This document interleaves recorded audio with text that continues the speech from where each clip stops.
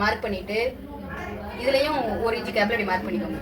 கொடி டிசைன் போடுறதா இருந்தா போட்டுட்டு 1 ரூபா காயினே இல்லைன்னா ஏதாவது கட் பண்ணிட்டு இப்படி சரிதா? அது மாதிரி திருப்பி இதில் இப்படி இங்கே இப்படி வந்திருக்கா அதே தான் இந்த பக்கம் வரும். அப்போ தான் 2 பக்கமும் உங்களுக்கு ஒரே மாதிரி இருக்கும்,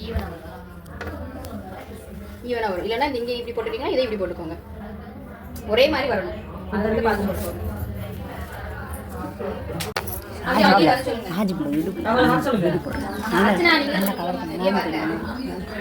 கழுத்து இது நார்மலா. இப்போ நீங்க வந்து இதுல வந்து இப்போ ஃப்ளை ஸ்டிச் போட போறீங்க அப்படின்னா இதுல கரெக்டா ஆஃப் இன்ச் வச்சு இப்படி 3 கோடு ஃபுல்லாவே வரைஞ்சிடணும்.